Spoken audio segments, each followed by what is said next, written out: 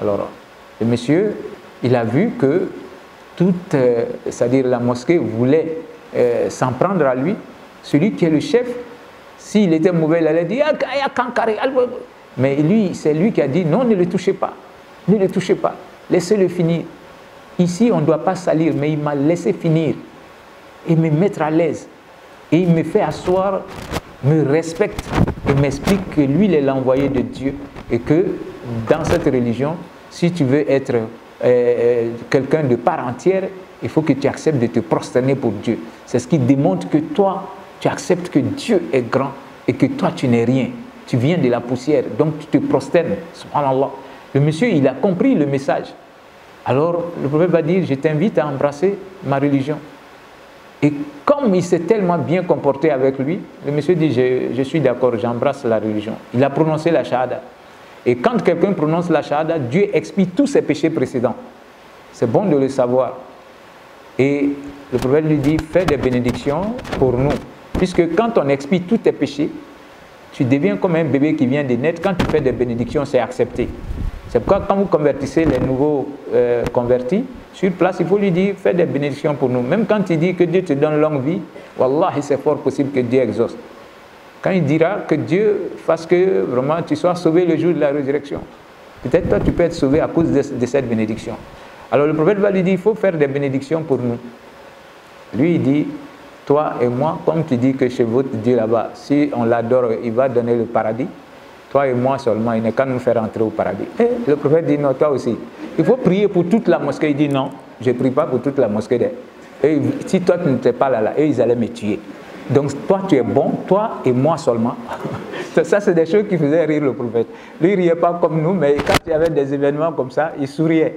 Il dit non, pardon. Il demande, le monsieur dit non, non, il dit pardon. Ce sont tes frères maintenant. Comme tu as embrassé l'islam, tu vas voir comment ils vont se comporter avec toi. Voilà, nos parents ont eu cette bonne habitude là, quand quelqu'un se convertit, on donne de l'argent, on donne des habits, pour dire à la personne, tu es venu maintenant dans la famille. Donc, le monsieur, il va partir. Il a prié, il dit, bon, que Dieu nous donne tous le paradis. Il va partir et il va revenir avec son village. C'était un chef. Il revient avec tout son village embrasser l'islam. Subhanallah. Pour vous dire qu'avec le bon comportement, on peut amener les gens à entrer dans notre religion. C'est-à-dire ton voisin, il a besoin d'une voiture dans la nuit. Alors sa femme doit aller à l'hôpital. Ou bien c'est lui-même qui est malade. Il ne faut pas dire, ah, Caprichao, il n'est qu'à mourir là-bas. Moi, non. Il a besoin d'une voiture, c'est toi qui as la voiture. Toi, tu dois lui venir en aide. Peut-être ton geste pourra toucher la personne et la personne va embrasser l'islam par ton bon comportement. Donc, tu as été un ambassadeur de la religion ce jour-là. Donc, qu'Allah nous aide. Donc, on aura des gens qui ne vont pas croire. C'est ce que le Coran est en train de nous dire ici. Mais qu'Allah fasse que nos parents ne se retrouvent pas là-dedans.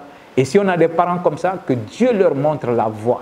C'est Dieu seul qui montre la voie. Wallahi, ce n'est pas parce qu'on est né d'une famille pareille ou d'une famille ceci, non. C'est par la grâce de Dieu que Dieu nous choisit et il met la lumière dans notre cœur. Et combien de fois, moi j'ai vu ça lors de mon voyage. Un jour, il y a une femme qui va venir d'un certain âge, elle va venir entrer, elle demande, je vais voir l'imam parce que je veux me convertir. On m'a appelé, je dis, bon, madame, asseyez-vous, elle s'est assise. J'ai dit, bon, alors, qu'est-ce qui vous a motivé pour que vous veniez aujourd'hui, vous allez vous convertir? Elle dit, moi, je viens pour me convertir parce que j'ai ma fille ne me respectait pas. Surtout quand elle a eu ses 18 ans. C'est-à-dire qu'elle sort de ma maison comme elle veut, elle revient quand elle veut. Elle ne m'aide à faire, c'est-à-dire elle ne m'aide pas à faire quelque chose dans la maison. Et quand elle vient, elle mange mes nourritures, elle se comportait comme elle voulait dans ma maison. Et j'ai peur d'elle, je ne peux rien faire. Et puis un moment, Dieu a fait qu'elle a disparu de la maison. Mais quand elle est revenue, après, j'ai vu que ma fille a changé. Alors, elle est venue me demander d'abord pardon. Elle m'a demandé pardon, de lui pardonner tout ce qu'elle m'a fait au préalable. Et c'est elle qui lave tout dans la maison maintenant, les toilettes. Quand elle vient, elle s'occupe de moi. Mais après, elle s'en va. Donc, j'étais devenu perplexe. J'ai dit, mais c'est quoi? Celle-là, elle fumait. Elle prenait même souvent la drogue. Mais aujourd'hui, elle vient, chaque fois quand elle vient pour s'occuper de moi, elle ne dort plus avec moi. Mais quand elle vient, Elle présente ses excuses chaque fois. Souvent même, elle pleure.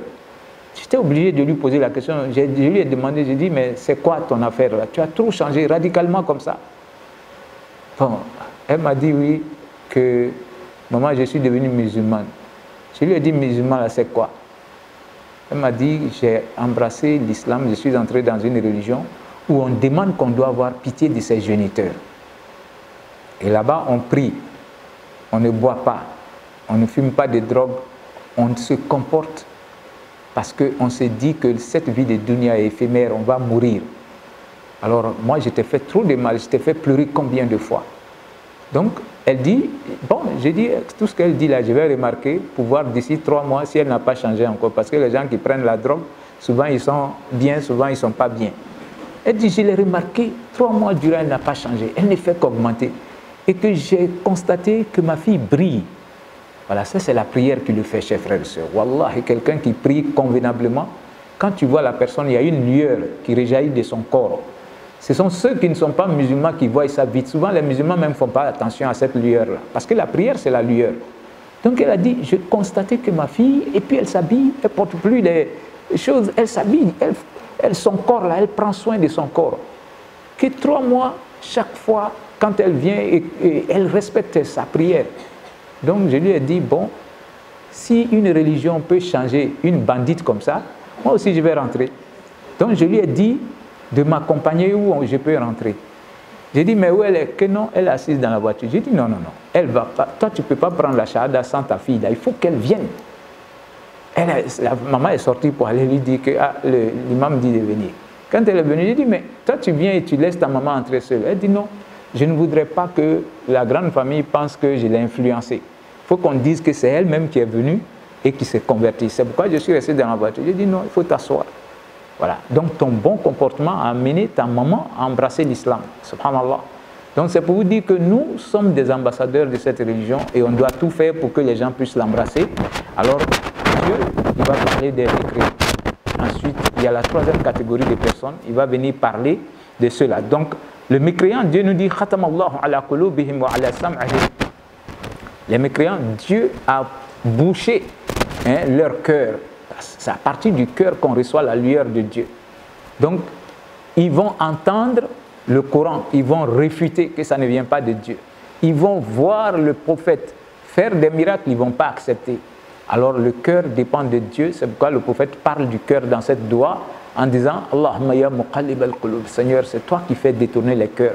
Je voudrais dire que nos cœurs sont entre 2 doigts de Dieu. Il fait balancer comme il veut. C'est pourquoi souvent la foi baisse et souvent ça augmente. Donc, ici, Dieu dit que c'est les mécréants là. Lui-même, il a bouché leur cœur et il a bouché leurs oreilles. Et leur vue est bouchée, leur vue est couverte. Ils ne pourront pas profiter en regardant le ciel, en regardant la terre, en regardant l'air qui souffle, en regardant d'où je viens avant que mon père et ma mère ne se rencontrent. Donc, c'est avec les yeux qu'on doit être d'accord que Dieu existe. En regardant ta propre personne, quand tu étais un jeune de 17, 18 ans, tu regardes tes photos. Quand tu atteins 40 ans, 50 ans, tu vois que... Donc, quand tu regardes ça avec tes yeux, tu dois être d'accord que, Wallah, il y a un Dieu. Mais Dieu dit, il leur a donné les yeux, ils ne vont pas en profiter. Alors, à l'au-delà, les mécréants, il y a un tourment douloureux, un grand tourment qui les attend à l'au-delà. Qu'Allah fasse que ne soyons pas parmi ceux qui seront tourmentés le jour de la résurrection. Dieu dit, il y aura aussi cette 3e catégorie de personnes, qu'il y a des gens qui diront, nous croyons en Dieu et nous croyons qu'il y aura l'akhirah. Dieu dit, ce n'est pas vrai, ce ne sont pas des croyants. Donc, ceux-là, ce sont des gens.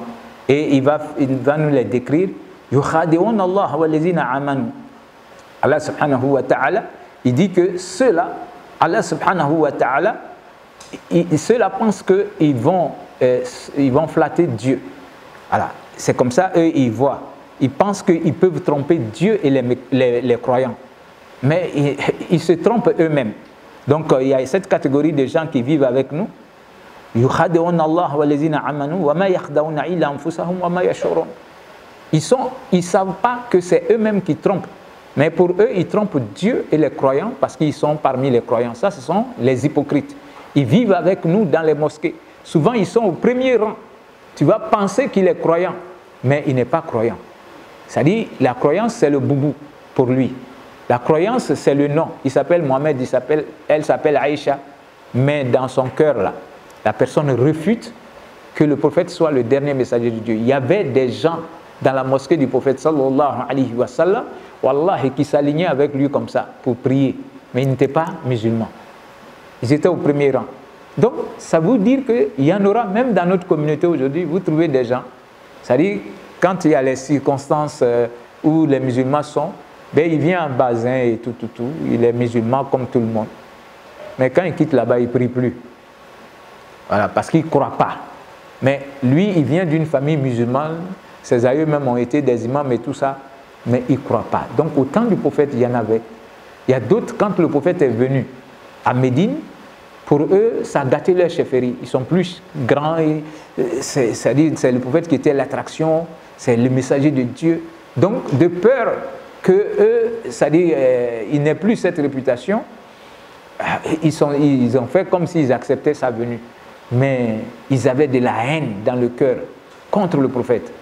Donc, ils priaient avec les gens, ils font la génuflexion, comme vous savez, prosternation, mais ils disent rien.